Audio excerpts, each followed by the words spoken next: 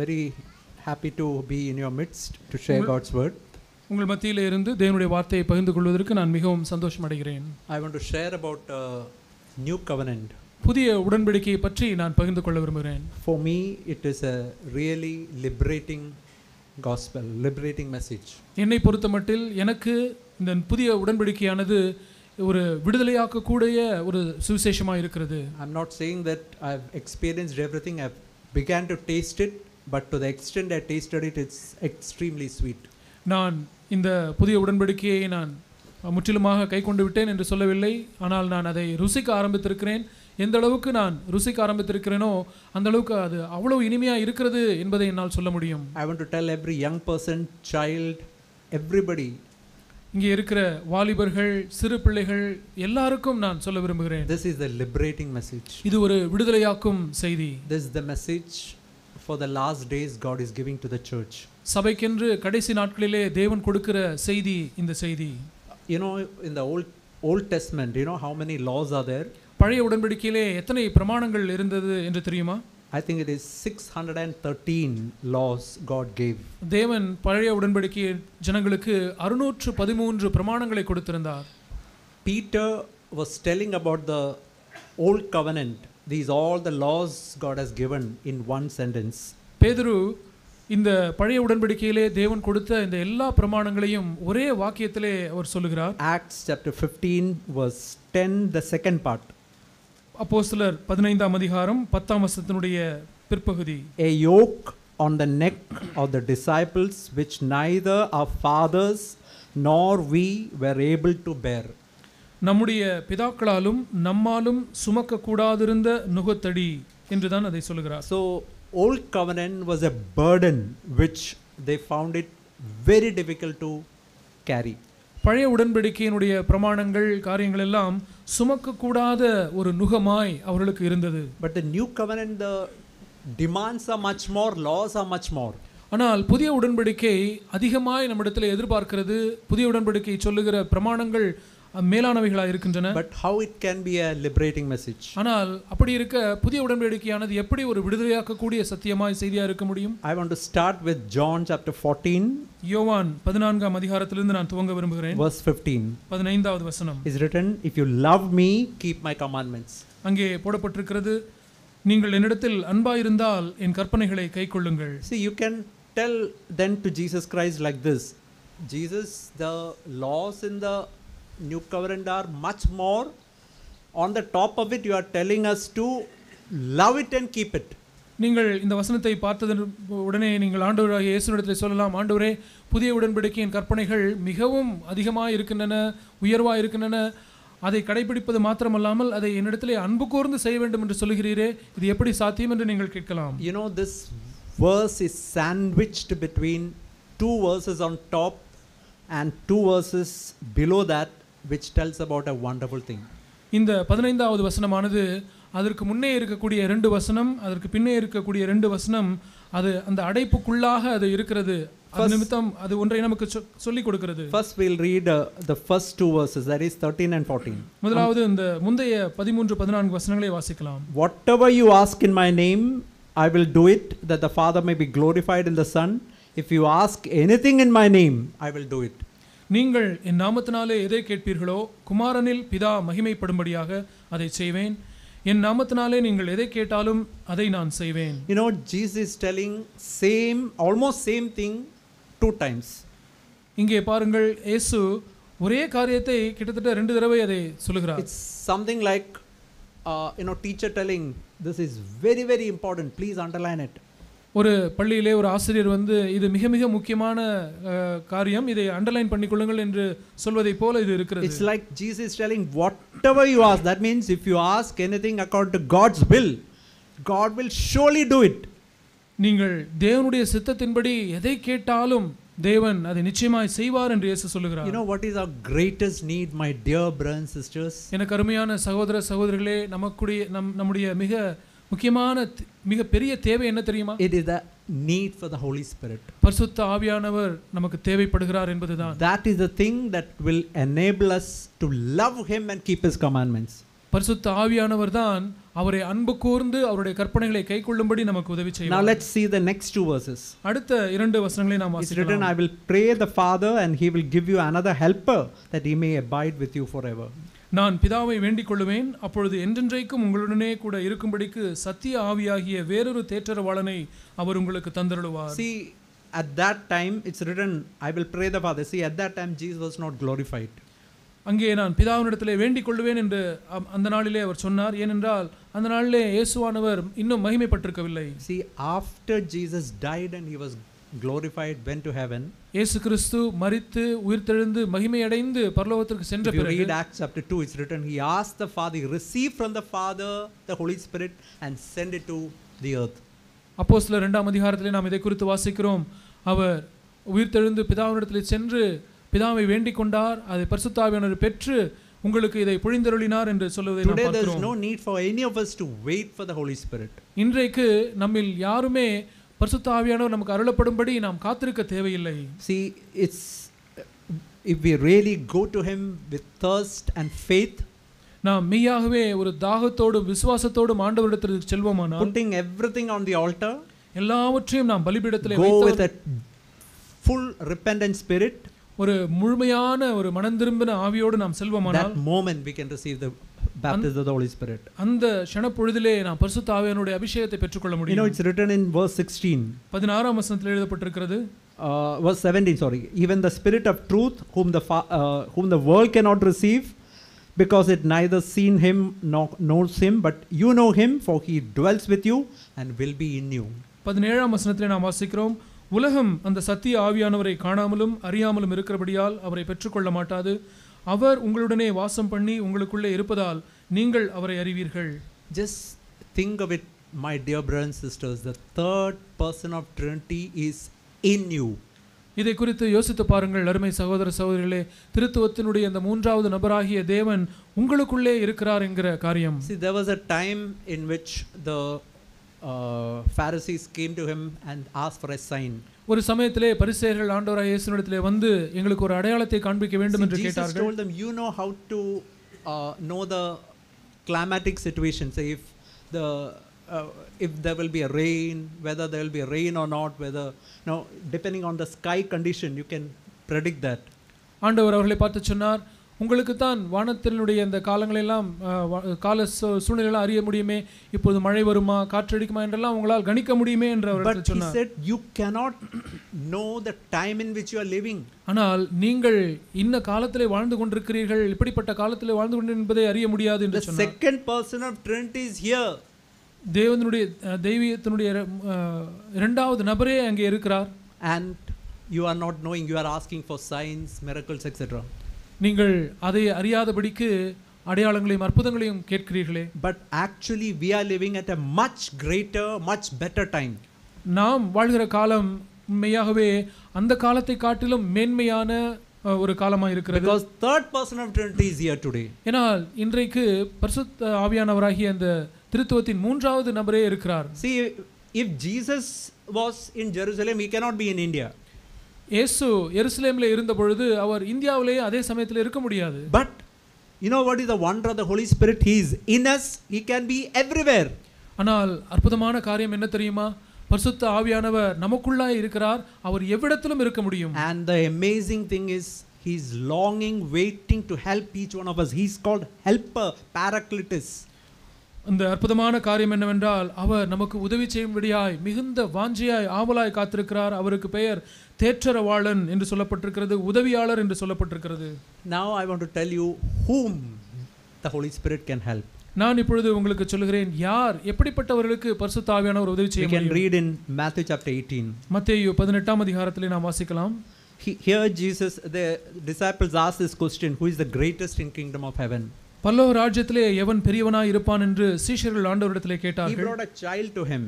அவர் தம்மிடத்திலே ஒரு பிள்ளையை அழைத்தார். And he said, see, before I tell you who is the greatest in heaven, I want to tell you who will enter into the kingdom of heaven. முதலாவது பரலோக ராஜ்யத்திலே பெரியவனாய் இருப்பவன் எவன் என்று சொல்வதற்கு முன்பதாக யார் பரலோக ராஜ்யத்திற்கு முதலாவது நுழைய முடியும் என்பதை நான் உங்களுக்கு சொல்கிறேன். We can see in verse 3, he said, only those who get converted and become like little children they will only enter into the kingdom of heaven. மூன்றாம் வசனத்திலே நாம் வாசிக்கிறோம், நீங்கள் மனம் திரும்பி பிள்ளைகளைப் போல் ஆகாவிட்டால் பரலோக ராஜ்யத்தில் பிரவேசிக்க மாட்டீர்கள் என்று மெய்யாகவே உங்களுக்கு சொல்கிறேன். See, to become born again, you have to believe that Jesus died 2000 years ago. Because of that, today my sins are forgiven.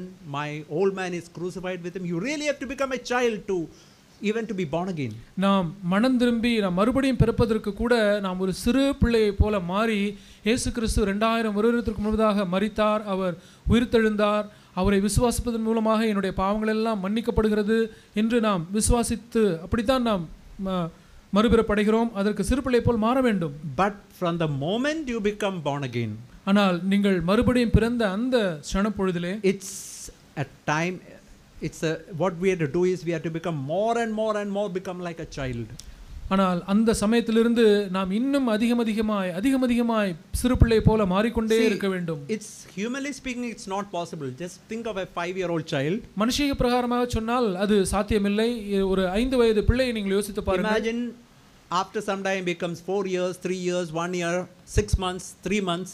That's humanly speaking not possible. ஒரு 5 வயது பிள்ளை கொஞ்சம் ஒரு வருடம் கழித்து 4 வருடம் அல்லது 3, அதற்கு பிறகு 3 வருடம் 6 மாதம் இப்படியாய் மாறுமா? அது மனுஷிகத்திலே அது சாத்தியமல்ல. Everywhere the child becomes 6 years, 7 years, 10 years, 12 years.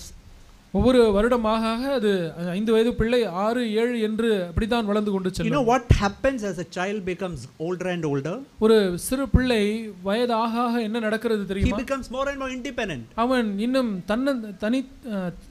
தனித்தாளாய் மாறிவிடுகிறான். See, you can leave a 10-year-old child at home, lock and go. He can manage himself, no problem. ஒரு 10 வயது பிள்ளையை வீட்டிலே வைத்துவிட்டு நீங்கள் கதவை பூட்டிவிட்டு நீங்கள் போய்விடலாம். அவன் தன்னைத்தானே பார்த்துக் கொள்வான், பிரச்சனை இல்லை. Do you think you can manage a 6 months old? Imagine you lock the door and go for one day. You know, 6 months old child may die. ஆனால் ஒரு 6 மாத குழந்தையை வீட்டிலே வைத்து பூட்டிவிட்டு நீங்கள் போகிறதை யோசித்து பார்க்க முடியுமா? அந்த குழந்தை மரித்துவிடும். See, you know what happens as you become smaller and smaller, become more and more become like a child, you become totally depend on the parents. நீங்கள் இன்னும் அதிகமாய் சிறு பிள்ளை போல் மாறுவீர்கள் என்றால் என்ன நடக்கும் தெரியுமா? நீங்கள் ஆண்டவர் மேலே அதிகமாய் நீங்கள் சார்ந்து உள்ளவர்களாய் மாறி விடுவீர்கள். I asked a question, who are the people Holy Spirit can help most? நான் முதலாவது ஒரு கேள்வியை கேட்டேன், பரிசுத்த ஆவியானவர் யாருக்கு அதிகமாய் உதவி செய்ய முடியும்? The answer is those who become totally helpless as that child. அந்த சிறு குழந்தையை போல முற்றிலும் உதவியற்றவர்களாய் மாறுகிறவர்களுக்கு தான் பரிசுத்த ஆவியானவர் உதவி செய்ய முடியும். See, you know, in the Garden of Eden there were 2 trees. அங்கே ஏதேன் தோட்டத்திலே 2 விருட்சங்கள் இருந்தன. Tree of knowledge of good and evil, tree of life.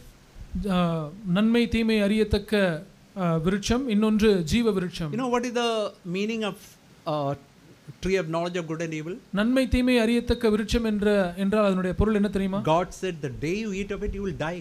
தேவன் சொன்னார், நீ அதை புசிக்கும் நாளிலே சாகவே சாவா என்று சொன்னார். No, it is a tree, it's a symbol which shows, see, I can manage myself. I know what is good, I know what is evil. I need not have to get the help of God. I'm independent. அது எதை காண்பிக்கிறது என்றால், நான் எனக்கு நன்மை எது என்று தெரியும், தீமை எது என்று தெரியும், நானே நன்மை தீமையை தீர்மானித்துக் கொள்வேன், நான் ஆண்டவரிடத்தில் கேட்டு அவரை சார்ந்து எதையும் செய்ய தேவையில்லை என்பதைத்தான் அது உணர்த்துகிறது. Jesus said the day you live like that you will die. ஆண்டவர் சொன்னார், நீ இவ்விதமாய் வாழ ஆரம்பிக்கும் அந்த நாளிலே நீ மரிப்பாய். You know what is tree of life? ஜீவ விருட்சம் என்றால் என்ன தெரியுமா? You know, there's a flaming sword to cut everyone who enters into the way of tree of life. அந்த ஜீவ விருட்சத்திற்கு போகிற வழியிலே நடக்கிற எந்த மனுஷனையும் அங்கே வீசுகிற சுடரொளி பட்டயம் அது வெட்டிவிடும். You know what is the thing that has to be cut in our life by the Holy Spirit, by that flaming sword? பரிசுத்த ஆவியின் மூலமாக அந்த வீசுகிற சுடரொளி பட்டயத்தின் மூலமாக நம்மிடத்திலே என்னென்ன காரியங்கள் வெட்டி எறியப்படும் தெரியுமா? The spirit of independence. இந்த தன்னந்தனியாய் தன்னையே சார்ந்து கொள்ளுகிற அந்த ஆவிதான் அங்கே வெட்டப்படும். Because that will hinder us from any help from the Holy Spirit. ஏனென்றால் அப்படிப்பட்ட ஒரு ஆவி பரிசுத்த ஆவியானவரிடத்திலிருந்து நாம் எந்த உதவியும் பெற்றுக்கொள்வதிலிருந்து நம்மை தடை செய்துவிடும். So what God is longing in each of us so that Holy Spirit can help us is to become like a 3 months old child, 6 months old child. பரிசுத்த ஆவியானவர் நமக்கு உதவி செய்யும்படியாய் நம்மில் ஒவ்வொருவரிலும் என்ன நடக்க வேண்டும் என்று தேவன் விரும்புகிறார் என்றால் நாம் எல்லாரும் ஒரு 6 மாத குழந்தை போல 3 மாத குழந்தை போல மாறிவிட வேண்டும் என்று அவர் விரும்புகிறார். I'll tell you a story. நான் உங்களுக்கு ஒரு கதையை சொல்கிறேன். Simple story, please listen. ஒரு சிறிய எளிமையான கதை தான், தயவு செய்து கேளுங்க. See, in a river one man was drowning. ஒரு ஆற்றிலே ஒரு மனுஷன் மூழ்கி கொண்டிருந்தான். His father, mother, relatives all were in the shore. அவனுடைய அப்பா அம்மா அவருடைய உறவினர்கள் எல்லாம் கரையிலே ஆற்றங்கரையிலே நிற்கிறார்கள். He is crying, help, help, help. He is struggling the maximum. அவன் எனக்கு உதவி செய்யுங்க, உதவி, நான் மூழ்கிறேன் சொல்லி அவன் அதிகமாய் போராடினான் அதிலிருந்து வெளியே வர. Actually there was a expert swimmer standing on the shore. உண்மையிலே அந்த ஆற்றங்கரையிலே மிகவும் நீச்சல்ல கைதேர்ந்த ஒருவன் அங்கே நின்று கொண்டிருக்கிறான். All people are going to him and saying, please go and help, please help. எல்லாரும் அவனை பார்த்து சொல்கிறான், தயவு செய்து போய் அந்த பிள்ளையை காப்பாற்றுங்கள் காப்பாற்றுங்கள். Like this. அவன் அப்படியே கையை கட்டி கொண்டு நிற்கிறான். He is unmoved. அவன் எதிலையும் அசையவே இல்லை. All are crying, please help him, don't be like this, go and help him. ஏன் இப்படி சும்மா நிற்கிறாய், தயவு செய்து போய் அவனுக்கு உதவி செய் என்று எல்லாரும் கத்துகிறார்கள். அவன் அசையவே இல்லை. As time goes on, all his strength goes down. That man who is drowning. அங்கே அந்த ஆற்றிலே மூழ்கி கொண்டிருக்கிற அந்த மனுஷனுடைய போராடி அவனுடைய பலனெல்லாம் இழந்து போய்விட்டான். As he began to drown, this man jumped, just pulled him out. It's very easy now to pull him out. அந்த மனுஷன் அப்படியே மூழ்க ஆரம்பிக்கும் பொழுது இந்த நீச்சலில் கை தேர்ந்தவன் உடனடியாக குதித்து அவனை பிடித்து மிக எளிதாக அவனை காப்பாற்றி விடுகிறான். All the others asked him, why you didn't jump earlier? மற்றவர்கள் எல்லாம் அவனை பார்த்து கேட்கிறார்கள், ஏனப்பா நீ இவ்வளவு நேரம் காத்திருந்து முன்னாடியே நீ குதிக்கவில்லை? He told, if I would have jumped earlier, he would have drowned me also. அவன் சொன்னான், நான் முன்னதே நான் குதித்திருந்தால் அவன் என்னை பிடித்து இழுத்து என்னையும் அமிழ்த்தி விட்டிருப்பான் என்று சொன்னான். I want to tell you that in the lives of many of us, Holy Spirit, God the Father, Jesus Christ, all are waiting. நான் உங்களுக்கு கொண்டு சொல்லட்டும், நம்முடைய வாழ்க்கையிலேயும் இந்த பிதாவாகிய தேவன், குமாரனாகிய இயேசு கிறிஸ்து, பரிசுத்த ஆவியானவர், திரியேக தெய்வம் நமக்காக காத்து கொண்டிருக்கிறார். You know what he is waiting for? அவர் எதற்காக காத்து கொண்டிருக்கிறார் தெரியுமா? We'll come to a place, we'll raise our hand and say, Lord, it's impossible for me. நாம் ஒரு நிலைமைக்கு வந்து நம்முடைய கைகளை உயர்த்தி, ஆண்டவரே என்னால் இனிமேல் ஒன்றுமே செய்ய முடியாது என்று சொல்லுகிற நிலைமைக்கு வரும்படி காத்து கொண்டிருக்கிறார். I want to show you this portion in Matthew chapter 5. You know about Sermon on the Mount. மலைப்பிரசங்கம் நமக்கு தெரியும். மத்தேயு 5ஆம் அதிகாரத்திலிருந்து ஒன்றை காண்பிக்க விரும்புகிறேன். See, we can see here, for example, in Matthew chapter 5 verse 22, if you read, it's written about anger. மத்தேயு 5ஆம் அதிகாரம் 22ஆம் வசனத்திலே நீங்கள் வாசிப்பீர்கள் என்றால் அதிலே கோபத்தை குறித்து சொல்லப்பட்டிருக்கிறது. And Jesus is telling, if you are angry, you call people names like fool, idiot, etc., you'll go to hell.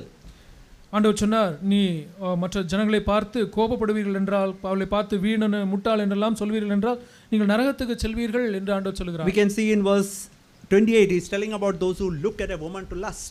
28ஆம் வசனத்திலே ஒரு ஸ்திரீ இச்சையோடு பார்க்கிறவர்களை குறித்து அவர் சொல்கிறார். And Jesus said the exactly same thing, if you continue like that, you will go to hell. இயேசு கிறிஸ்து அதையே தான் சொன்னார், நீ இப்படி தொடர்ந்து இப்படி செய்வாயானால் நீ நரகத்துக்கு தான் செல்வாய். I want to tell you, in many homes there is constant conflict between husband and wife. நான் உங்களுக்கு சொல்லட்டும், அநேக குடும்பங்களிலே கணவனுக்கும் மனைவிக்கும் தொடர்ந்தேச்சையான போராட்டம், குழப்பம் இருந்து கொண்டே இருக்கிறது. They try to overcome but not able to do. அந்த காரியங்களை எல்லாம், முரண்பாடுகளை எல்லாம் அவர்கள் களைந்து போடுவதற்கு முயற்சி செய்து கொண்டே இருக்கிறார்கள். ஆனால் அவர்களால் அதை ஜெயிக்க முடியவில்லை. There are many young people today struggling with pornography. இன்றைக்கு அநேக வாலிபர்கள் இருக்கிறார்கள். அவர்கள் இணையதள ஆபாசத்திற்கு அதோடு அவர்கள் போராடி கொண்டிருக்கிறார்கள். They make determinations, many techniques they do, they are not able to do it. அவர்கள் உள்ள பெரிய ஒரு தீர்மானம் செய்கிறார்கள், நிறைய டெக்னிக் எல்லாம் முயற்சி செய்து பார்க்கிறார்கள், ஆனால் அவர்களால் முடியவில்லை. I heard recently somebody said, see, people who are addicted to mobile, if you put a app, I think if you see YouTube or something, in 15 minutes it will disappear.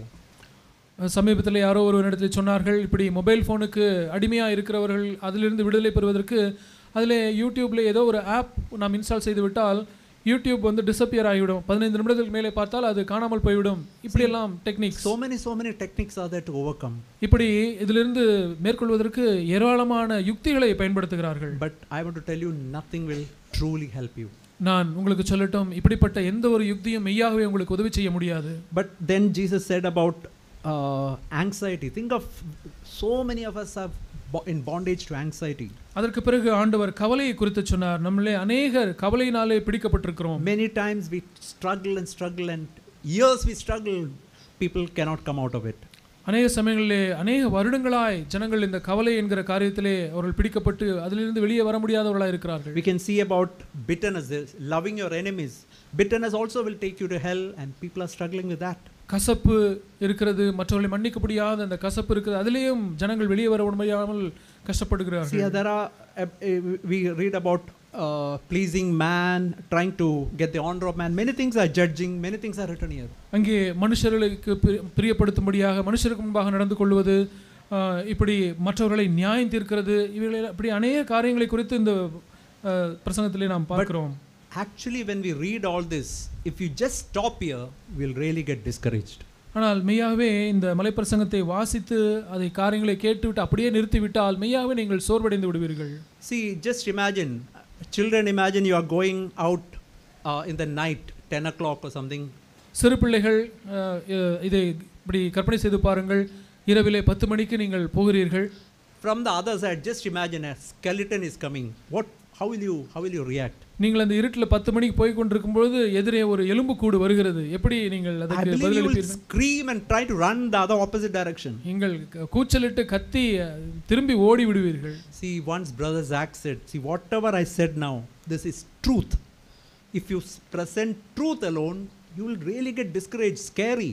So Zach அவர்கள் ஒரு முறை சொல்லி இருக்கிறார்கள், இந்த காரியங்கள் மலைப்பிரசங்கத்திலே சொல்லப்பட்டிருக்கிற இந்த எல்லா காரியங்களும் அவைகள் சத்தியங்கள், அந்த சத்தியத்தை அப்படியே சொன்னால் அது பயமுறுத்துவதாய் தான் இருக்கும் என்று சொன்னார். But if a person is coming with flesh on top of it, there is no fear, it's so attractive now. ஆனால் அதே எலும்புக்கூடு மேலே சதை போர்த்தப்பட்ட ஒரு மனுஷனாய் வரும்பொழுது அங்கே பயம் ஒன்றுமில்லை. You know, Jesus did not stop just with truth. இயேசு சத்தியத்தை மாத்திரம் சொல்லி அப்படியே நிறுத்தி விடவில்லை. You know, the glory of Jesus, if you read John chapter 1:14, is truth and grace and truth.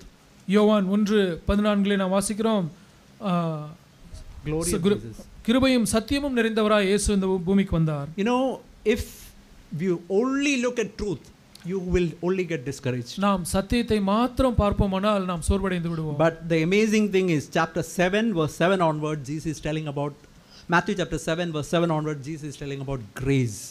ஆனால் அற்புதமான காரியம் என்னவென்றால் மத்தேயு 7ஆம் அதிகாரத்திலிருந்து ஆண்டவர் சொல்லுகிற காரியங்கள் அவர் கிருபையை குறித்து 7ஆம் வசனத்திலிருந்து கிருபையை பற்றி பேசுகிறார். Just look what is written. Ask, in the margin is written, keep on asking, it shall be given to you. 7ஆம் வசனத்திலே நாம் வாசிக்கிறோம், கேளுங்கள் அப்பொழுது உங்களுக்கு கொடுக்கப்படும். அதில் ஆக்சுவலி மார்ஜினில் என்ன போட்டிருக்கிறது என்றால், கேட்டுக்கொண்டே இருங்கள் அப்பொழுது உங்களுக்கு கொடுக்கப்படும். Keep on seeking, you shall find. தேடுங்கள் தேடிக்கொண்டே இருங்கள் அப்பொழுது நிச்சயமாய் கண்டடைவீர்கள். Knock, keep on knocking, it shall be open to you. தட்டுங்கள் தட்டிக்கொண்டே இருங்கள் அப்பொழுது நிச்சயமாக உங்களுக்கு திறக்கப்படும். Everyone who asks receives, everyone who seeks finds, everyone who knocks open. கேட்கிறவன் எவனும் பெற்றுக்கொள்கிறான், தேடுகிறவன் கண்டடைகிறான், தட்டுகிறவனுக்கு திறக்கப்படும். My dear brothers, who said this? எனக்கு அருமையான சகோதர சகோதரர்களே, யாருக்கு இது சொல்லப்பட்டது? யார் சொன்னது? சர்வ வல்லமையுள்ள தேவனே சொல்லி இருக்கிறார். 100% true. இது 100க்கு 100 உண்மை. So that means if you are fighting anxiety, if you stop fighting, all struggle you stop, just go to God and ask, seek, knock, you shall come to a life of overcoming life. நீங்கள் கவலையிலிருந்து பிடிக்கப்பட்டவர்களாய் கவலைக்கு அடிமையாக இருப்பீர்கள் என்றால் நீங்கள் அதிலிருந்து போராடுவதை விட்டுவிட்டு ஆண்டவரிடத்திலே போய் நீங்கள் கேட்டு தேடி தட்டுவீர்கள் என்றால் நிச்சயமாக உங்களுக்கு தேவன் விடுதலை கொடுப்பார். The same with pornography or anger or whatever it is. அதே விதமாக இணையதள ஆபாசமோ அல்லது கோபமோ எந்த ஒரு காரியமாக இருந்தாலும் சரி தேவன் விடுதலை கொடுப்பார். Jesus said below those verses, imagine you go to daddy and say, please give me a dosha. He will not give a flat rock to you. ஆண்டவர் அதுக்கு கீழே உள்ள வசனத்திலே சொல்லுகிறார், உங்களுடைய பிள்ளை ஒரு இடத்துல வந்து அப்பா எங்களுக்கு தோசை கொடுங்க அப்படின்னு கேட்டா ஏதோ ஒரு கல்லை எடுத்து கொடுக்க மாட்டார். If you ask for a fish, he will not find a snake and kill it and bring it to the plate. உங்கள் பிள்ளை உங்களிடத்திலே மீனை கொடுங்கள் என்று கேட்டால் ஒரு எங்கேயோ போய் ஒரு பாம்பை எடுத்து கொண்டு தட்டிலே வைத்து கொடுக்க மாட்டார். We are such evil people. We want to give good things. How much more Heavenly Father want to give the good things to all of us. பொல்லாதவர்களாகிய நாமே நம்முடைய பிள்ளைகளுக்கு நல்ல ஈவுகளை கொடுக்க அறிந்திருக்கும் போது நல்ல தகப்பன் பரலோக தகப்பன் நமக்கு நன்மையான ஈவுகளை கொடுக்க You know what எவ்வளவு is the நிச்சயம். greatest need? It's the need for Holy Spirit. நமக்கு இருக்கிறதான மிகப்பெரிய தேவை பரிசுத்த ஆவியானவர் தான். If we really go and ask, we will get and we can overcome everything. நாம் மெய்யாவே நாம் சென்று தேவனிடத்திலே கேட்போமானால் நாம் பெற்றுக்கொள்ளுவோம், நாம் ஜெயிப்போம். You know, I want to tell you, my dear brothers and sisters, when we find all these sins in our life, I believe this is the fact about every one of us. எனக்கு அருமையான சகோதர சகோதரர்களே, நாம் நாம் நம்ம பாவங்கள் போராடி கொண்டிருக்கிற காரியங்களை குறித்து நாம் கேட்கும் பொழுது I want to just tell one more thing before that. It's written in chapter 7 verse 6. அதற்கு முன்னதாக ஒரு காரியத்தை நான் சொல்லுகிறேன்.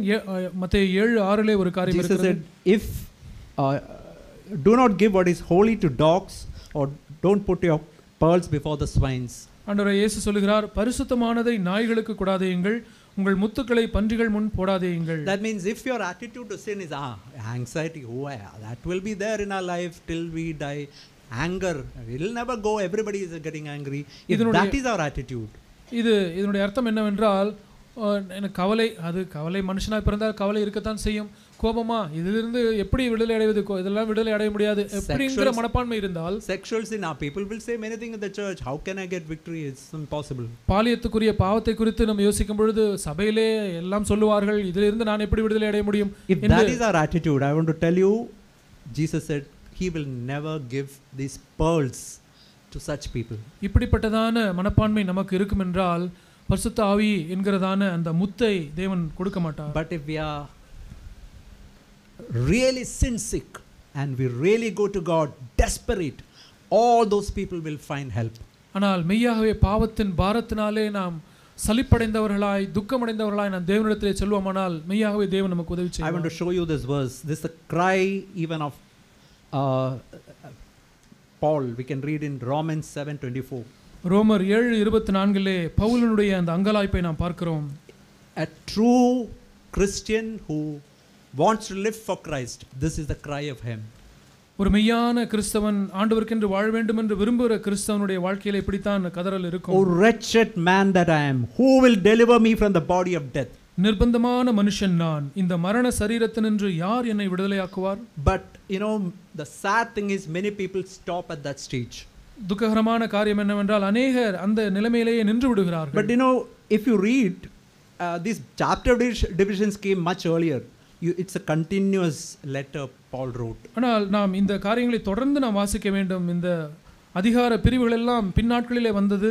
நாம் பவுல் சொன்ன அந்த கருத்தை வாசிக்க தொடர்ந்து 8ஆம் அதிகாரத்தோடே நாம் வாசிக்க வேண்டும். Chapter 8 verse 1 he says there is no condemnation for those who are in Christ Jesus. ரோமர் 8:1 நாம் வாசிக்கிறோம், கிறிஸ்து இயேசுவுக்குட்பட்டவர்களாய் இருந்து மாம்சத்தின்படி நடவாமல் ஆவியின்படி நடக்கிறவர்களுக்கு ஆக்கினை தீர்ப்பு இல்லை. Now here is the liberating message, verse 2. The law of the spirit of life in Christ Jesus has made me free from the law of sin and death. இங்கே விடுதலையாக்கக்கூடிய இந்த சத்தியத்தை நாம் பாருங்கள். 2ஆம் வசனத்திலே, கிறிஸ்து இயேசுவினாலே ஜீவனுடைய ஆவியின் பிரமாணம் என்னை பாவம் மரணம் என்பவைகளின் பிரமாணத்தினின்று விடுதலையாக்கிற்று. So there are two laws here, law of sin and death, law of life. இங்கே இரண்டு பிரமாணத்தை குறித்து வாசிக்கிறோம். பாவம் மரணம் என்பதை குறித்துதான பிரமாணம், இன்னொன்று ஜீவ ஆவியின் பிரமாணம். Just like law of gravitation, this law of sin and death pulls us down.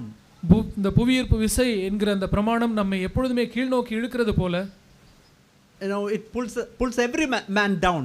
எந்த ஒரு மனுஷனையும் இந்த புவியீர்ப்பு விசையானது தன்னை நோக்கி இழுத்து விடுகிறது. But there is another law, law of the Holy Spirit of life, which will raise us to heavenward. ஆனால் இன்னொரு பிரமாணம் இருக்கிறது, அது பரிசுத்த ஆவியை கொடுத்த பிரமாணம். அது ஒரு மனுஷனை பரலோகத்திற்கு நேராக அது இழுக்கிறது. I don't know whether you have heard about, I think most of you might have heard about Airbus 380.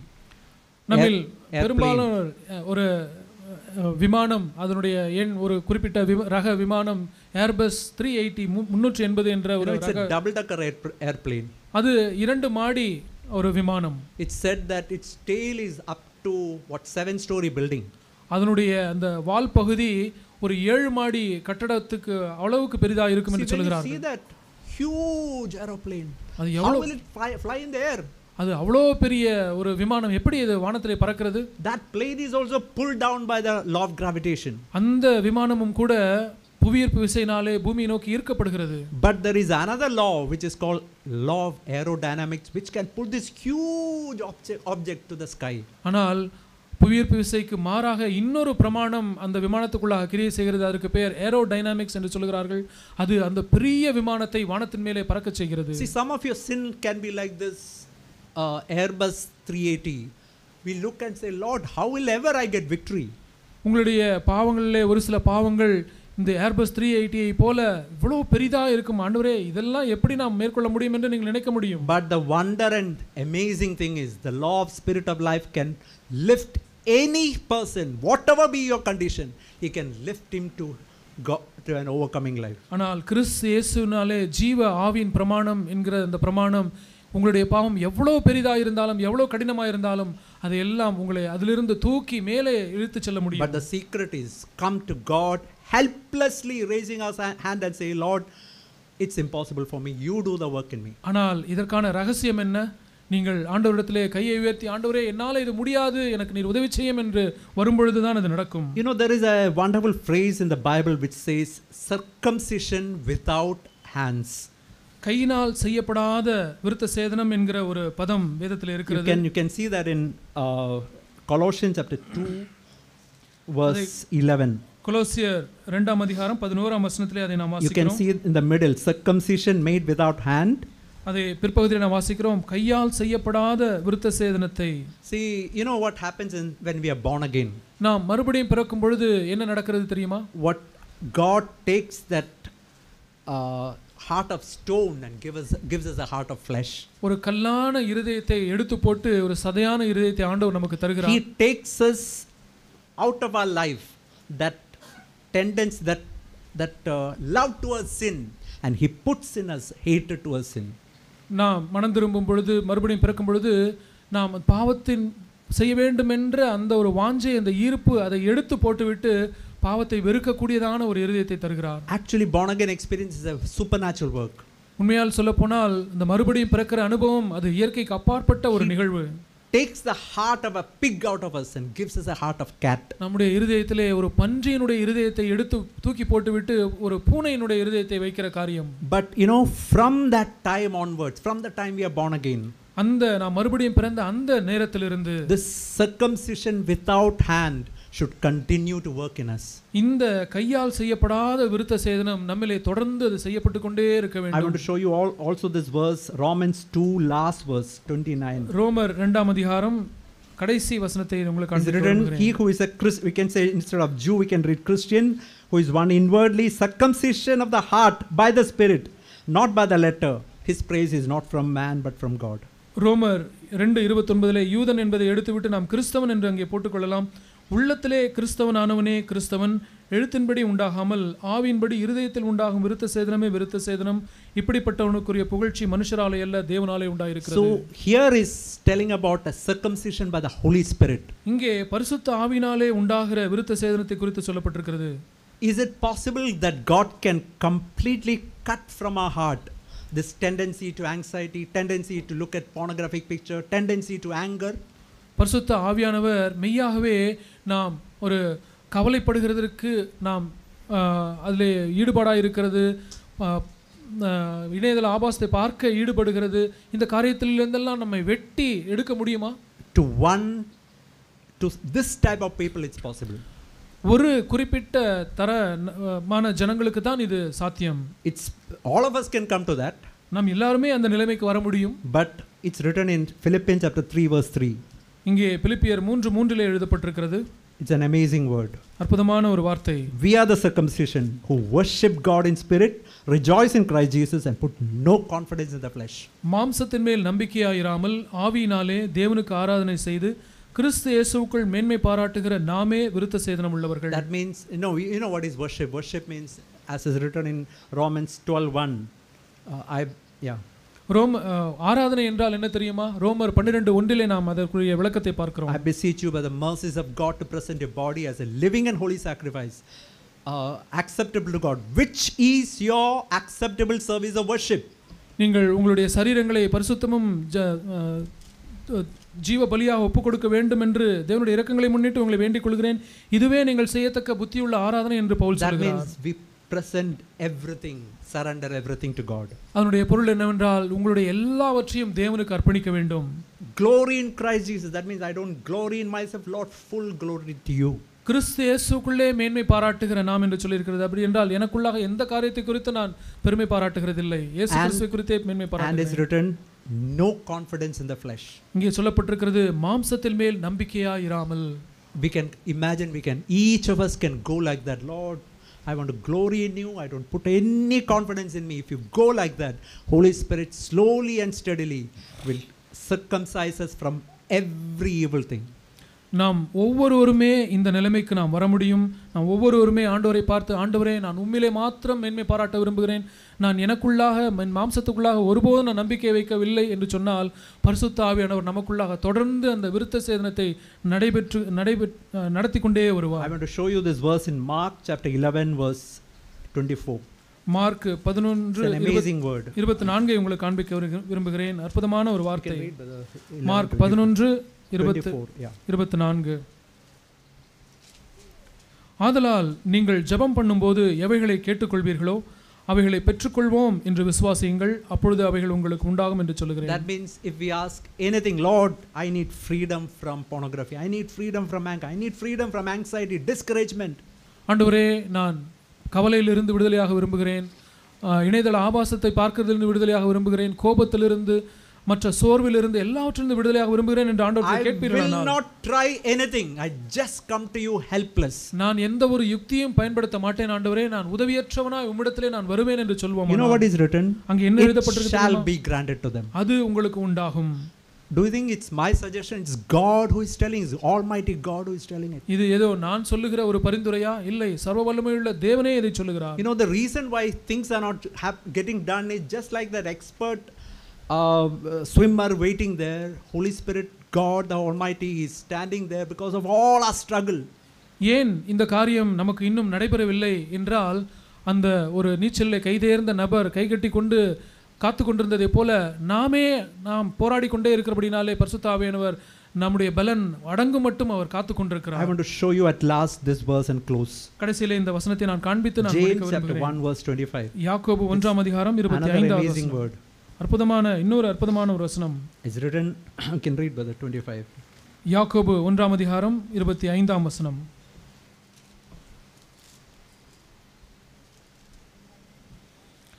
உங்களில் ஒருவன் ஞானத்தில் குறைவுள்ளவனாயிருந்தால் James 1:25. யாக்கோபு 1:25 சுயாதீன பிரமாணமாகிய பூரண பிரமாணத்தை உற்று பார்த்து அதிலே நிலைத்திருக்கிறவனே கேட்கிறதை மறக்கிறவனாயிராமல் அதற்கேற்ற கிரியை செய்கிறவனாயிருந்து தன் செய்கையில் பாக்கியவானாயிருப்பான். See, it's written about how we can become an effectual doer. இங்கே நாம் எப்படி செய்கிறவர்களாய் நாம் இருப்போம் என்று சொல்லப்பட்டிருக்கிறது. See, not a forgetful hearer but a effectual doer.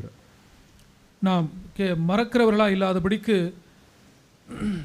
கேட்டதின்படி செய்கிறவர்களாய். 22 வசனம் தமிழிலே, உங்களை கேட்கிறவர்களாய் மாத்திரமல்லாமல் அதன்படி செய்கிறவர்களாயும் இருங்கள். We can see here verse 25 what we have to do. Look intently at the perfect law. இப்படி நாம் செய்கிறவர்களாய் இருக்க வேண்டும் என்றால் என்ன செய்ய வேண்டும் என்று 25 சொல்லப்பட்டிருக்கிறது. சுயாதீன பிரமாணமாகிய பூரண பிரமாணத்தை உற்று நோக்க வேண்டும். And abide by that. அதிலே நாம் நிலைத்திருக்க வேண்டும். You know, there is only one person who lived this perfect life, that is Jesus Christ. ஒரே ஒரு நபர் மாத்திரமே இந்த பூரணமான ஒரு வாழ்க்கையை வாழ்ந்தார். அவர் யார் தெரியுமா? இயேசு கிறிஸ்து. And what we are called to do is fix our eyes on him all the time. நாம் என்ன செய்ய வேண்டும் என்று அழைக்கப்பட்டிருக்கிறோம்?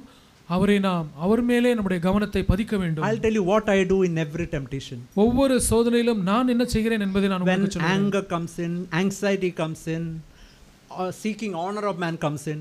எனக்கு கோபத்தினாலே நான் சோதிக்கப்படும் பொழுது, கவலையினாலே சோதிக்கப்படும் பொழுது, மனுஷருடைய கனத்தினாலே நான் சோதிக்கப்படும் பொழுது, I look at Jesus and say, Lord, you had a flesh like me, you lived an overcoming life. Lord, I fix my eyes on you. I want to become like you. நான் ஆண்டவரை பார்த்து என்ன சொல்லுகிறேன் தெரியுமா? ஆண்டவராய் இயேசுவே, நீரும் என்னை போன்ற மாம்சத்திலே வந்தீர், நீர் என்னை போல சோதிக்கப்பட்டீர், நான் உம்மை மாத்திரமே நான் உற்று நோக்கி பார்க்க விரும்புகிறேன் என்று சொல்லுகிறேன். And as we continue, no, the word written is abide, that means continue in it.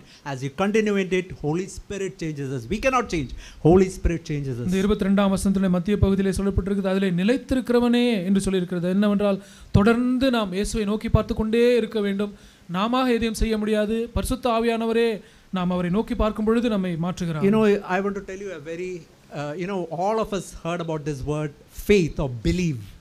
விசுவாசம் என்ற வார்த்தையை நாம் எல்லாருமே கேட்டிருக்கிறோம். You know what is the real meaning of faith? விசுவாசம் என்பதற்கான உண்மையான அர்த்தம் என்ன தெரியுமா? Helpless dependence on God. உதவியற்ற நிலைமையிலே தேவனையே சார்ந்து கொள்வதுதான் விசுவாசம். I'll just show this verse and close. Romans chapter 1. ரோமர் 1ஆம் அதிகாரம். Just read this and close. இந்த வசனத்தை வாசித்து நாம் முடிக்கலாம். Whenever if you can see the word faith, if you can apply this word, it's a tremendous it's a tremendous enlightening word. எப்பொழுதெல்லாம் விசுவாசம் என்ற வார்த்தையை நாம் கேட்கிறோமோ இந்த வசனத்தை நாம் அதை பொருத்தி பார்க்கும் பொழுது அது நமக்கு விளங்கும். Romans 1:5 is written, we have received grace and apostleship to bring obedience to those everyone who is helplessly looking at God. நான் தமிழிலே 4ஆம் ரோமர் 1ஆம் அதிகாரம்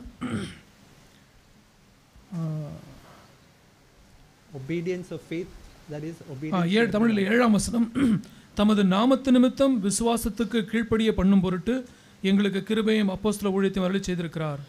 1:16 ரோமர் 1:16 I am not ashamed of the gospel of Christ.